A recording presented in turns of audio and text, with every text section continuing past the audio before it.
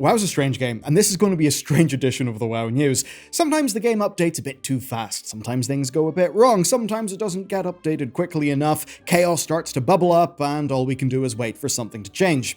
And at other times, there are problems going back 10 or 15 years that we really need to address soon. I've got stories of every one of those kinds today. We'll start with 5 Chinese bears walking into a dungeon, and then, well, we've compared the difference in cost between wiping in World of Warcraft and wiping in real life.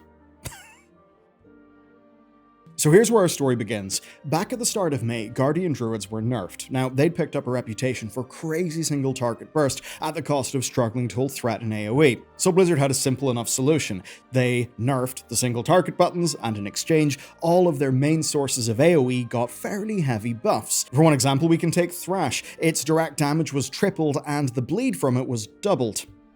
Except, when Blizzard did that, they kind of forgot how Guardian Druid actually works. But who didn't forget is this group of Chinese players. And that's because using Thrash's buffs, they pulled off a Mythic Plus score heist, where 5 Guardian Druids timed a +20 Windrunner Spire. It wasn't by a lot, mind you, they had about a minute to spare, but they did it all the same. Now naturally, you'd expect they'd have some crazy unintended build, niche items, or were just playing completely out of their minds good. Well, we have the logs, so we can see exactly how they played the game.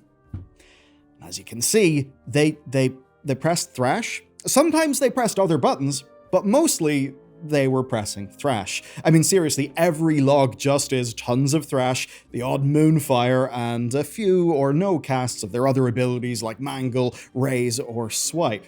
Now, of course, they still had to keep high uptime for all their defensives, interrupt, and CC like crazy, and even doing that, they still had a few deaths. They definitely did earn their clear, they did well. But we haven't got to the main reason why, because the key thing that let it happen was Blizzard being a little bit silly. Thrash has a few interactions in a certain hero talent tree, you see. Like this one, that buffs it even further and turns it into arcane damage. Now that lets it ignore armor and benefit from all of these arcane empowering talents. So if you stack up those percentage modifiers that are all through the chain, you see that even a small change can completely snowball things.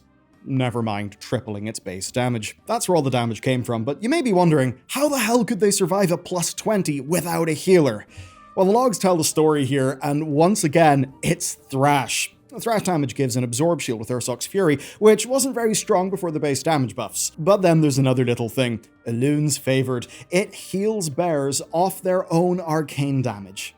So basically, with one heavy buff, Guardian Druids became pretty much self-sufficient one-button using just machines. And it's all because Blizzard seemingly forgot how their own talent system worked. Now, that's mostly because of things I've already talked about, but there is another thing. Apex talents.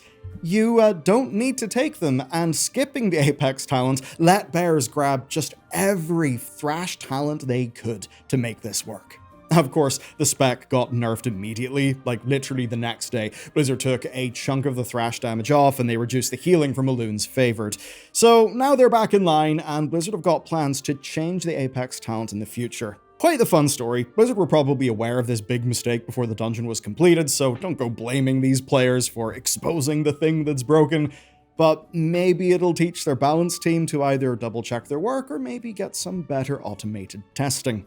Now, if you aren't turned into an invisible god by the accidental consequences of a single buff, then you may find yourself wiping. And that's getting really expensive. Another thing Blizzard should probably check before the entire player base goes broke is repair costs. And no, this isn't the community just scraping the bottom of the barrel for stuff to talk about and be angry about.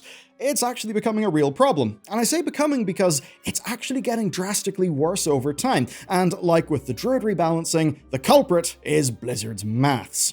So we followed up on Wowhead's initial investigation, and yeah, so far we can confirm it's not really looking great. So right now, it's a few hundred gold per death, purely based on the repair costs, and it's all because of gear inflation. You see, as you get hero and myth gear, the wipe tax shoots up drastically. You see, contrary to popular belief, repair cost hasn't been based on gear type since the Gates of Anchorage patch, which was over 20 years ago. It's always been about durability. Each point of durability costs a set amount to fix, and that's driven purely by item quality and level. So we compared maxed out hero gear and leather and plate, and we found that both of them were 1.6 gold per point of durability damage. And it turns out that even the item doesn't matter. A hero 6 out of 6 belt was still 1.6 gold per point.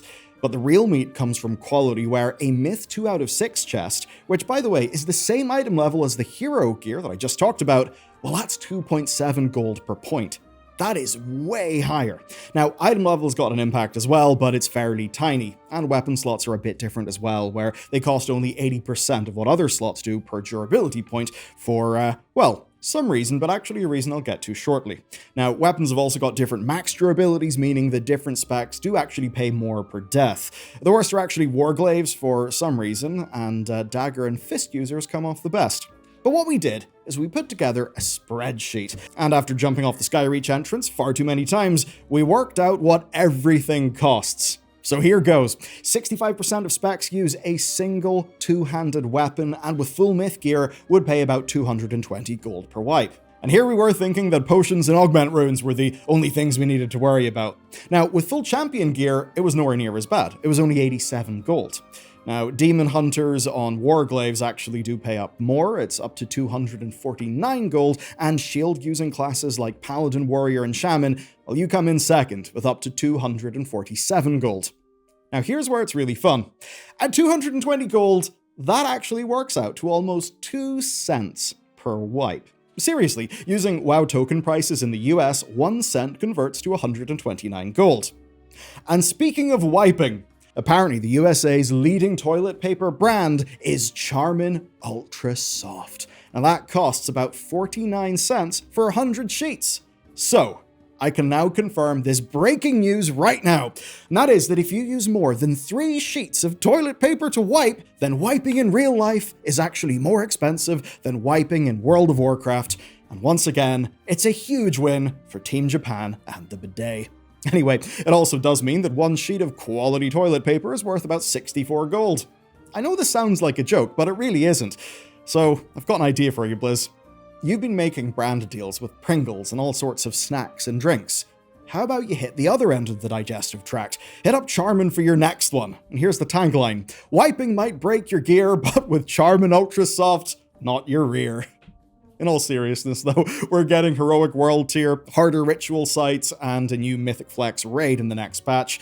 So, if you want players to engage with that stuff properly, they're probably going to die a lot. So maybe hold back in making failure so costly. Though I do have some breaking news for you in this one. It's not a full fix to the problem, it's really categorically a different one, but it is kinda nice. Wowhead's testing is showing that on the 1207 PTR, weapons and shields have stopped taking durability damage from combat entirely. The only thing that gives them damage is dying. So that's basically the protection warrior block tax being dead, and in Wowhead's 2-minute test of just auto-attacking, a 40 gold repair bill on live came to just 3 gold on PTR. Now, the death costs that I broke down there, of course, don't really change, but the constant drip from just being in combat with your weapon, well, that is gone. So that's Blizzard doing the right thing and the fairness issue there, at least. Now, let's move on to something that they're quietly building. Do you remember the social media updates that Holly promised? Well, we finally caught a sniff of them. It's just a tiny one though, but it's this. It's this single line on Mists of Pandaria PTR that is specifically Discord, and it's a string referencing Discord settings. It seemingly is something controlled by a guild as well, so it basically looks like we're getting guild-centric Discord integration coming, which honestly is pretty cool. Now, we don't know what form this would actually take, but there's certainly no shortage of inspiration for Blizzard.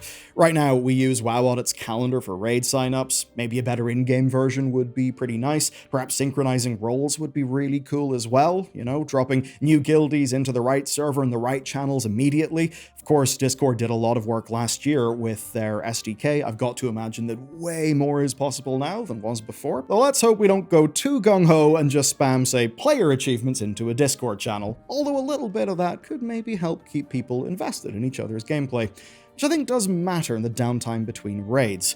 At the end of the day, Discord is now kind of the third space, and World of Warcraft is just the gameplay that's engaged in. That's a huge difference from WoW in the past. Making those things closer together just makes complete, obvious sense. And they'd be fools not to do something with this in player housing. Now, as much as maybe you could want to laugh at, say, their very silly Twitter integration for patch 6.1, I think Blizzard are taking this one quite seriously. Holly's been pushing WoW as a third space. Of course, that's really what WoW was back in the day, but kind of is way less today because a lot of our social dynamics have changed on the internet. And I think half hijacking Discord to keep people engaged and to sort of merge those two spaces together is a fairly efficient, smart thing to do. We also know that Discord has a good relationship with Xbox as of late, where Game Pass comes with Discord Nitro, which could be a bit of a slam dunk for Blizzard if it works well. So I guess here's the virtuous cycle they would want. Your guild uses Discord more, so you pick up Nitro to, you know, have emotes or a soundboard, and in the process of getting Nitro, you get access to Diablo 4.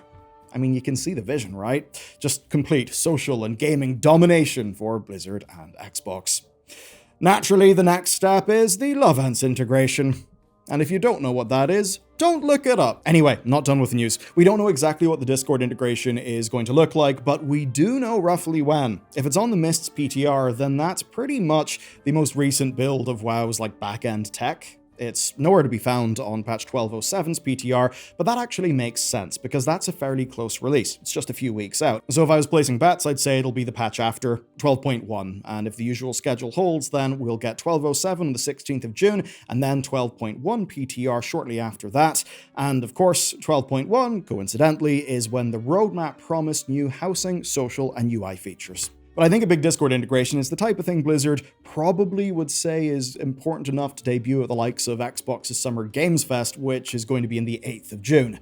Or maybe they'll just drop it on a random Tuesday, who knows. If we learned anything from today's stories, it's that Blizzard have a little bit of a Goldilocks problem. Somehow they move too fast, but also too slow. That's what it's like being a huge company, and I guess the struggle is finding balance in the middle. And speaking of balance, Season 1 is balanced very, very differently in terms of gear acquisition, to the point where in many ways it feels unrecognizable, and when 1207 comes out, that'll be even more so. If you want to find out how and why, watch this video next.